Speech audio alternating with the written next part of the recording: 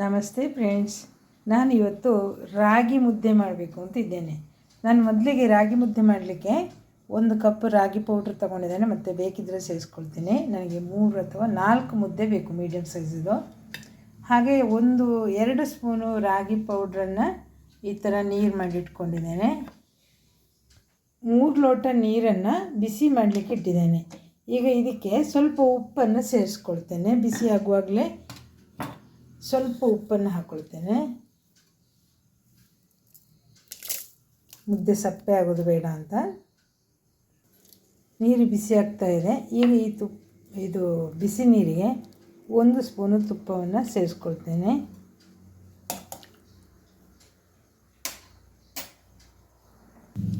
ಈಗ ನೀರು ಚೆನ್ನಾಗಿ ಕುದೀತಾ ಇದೆ. ಈಗ ನಾನು ನೀರು ಮಾಡಿ ಇಟ್ಕೊಂಡಂಥ ರಾಗಿ ಪೌಡ್ರನ್ನು ಇದಕ್ಕೆ ಸೇರಿಸ್ಕೊಳ್ತೇನೆ.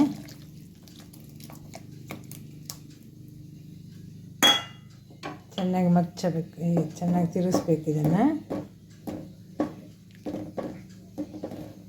ಈಗ ಸ್ವಲ್ಪವಾಗಿ ರಾಗಿ ಹಿಟ್ಟನ್ನು ಹಾಕ್ಕೊಳ್ಬೇಕು. ಸ್ವಲ್ಪವೇ ರಾಗಿ ಹಿಟ್ಟನ್ನು ಹಾಕ್ತಾ ಮಚ್ಚಬೇಕು.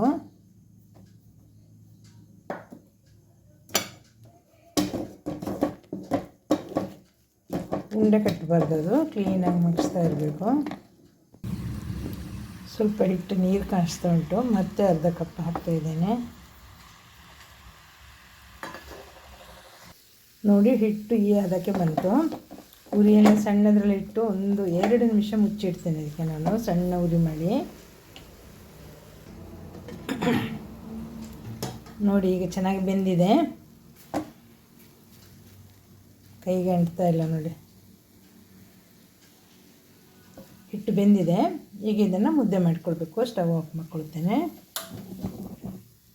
ಈಗ ನೋಡಿ, ಒಂದು ತಟ್ಟೆಗೆ ಇಷ್ಟು ಹಿಟ್ಟನ್ನು ಹಾಕ್ಕೊಂಡಿದ್ದೇನೆ. ಕೈಯನ್ನು ಸ್ವಲ್ಪ ನೀರಲ್ಲಿ ಚನ್ನಿ ಮಾಡಿಕೊಂಡು ಮುದ್ದೆನ ಹೀಗೆ ತಿರುಗಬೇಕು.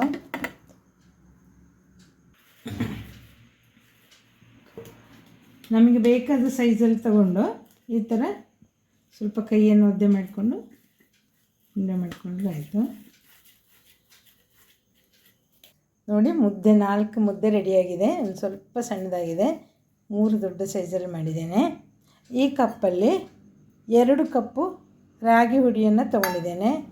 ಈ ಗ್ಲಾಸಲ್ಲಿ 4.25 ಗ್ಲಾಸ್ ನೀರು ತೊಗೊಂಡಿದ್ದೇನೆ. ಟೋಟಲಾಗಿ ಸ್ವಲ್ಪ ನೀರು ಮಾಡಿಕೊಳ್ಳಿಕ್ಕೆ ಮತ್ತು ಸೇರಿಸ್ಕೊಳ್ಳಿಕ್ಕೆ ಅಂತ 1 ಸ್ಪೂನು ತುಪ್ಪ ಹಾಕ್ಕೊಂಡಿದ್ದೇನೆ.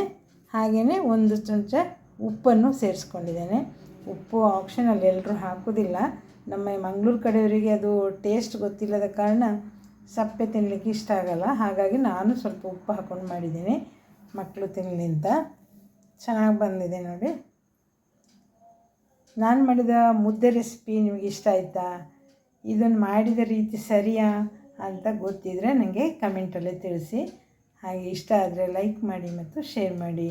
Thank you watching for my video. Thank you.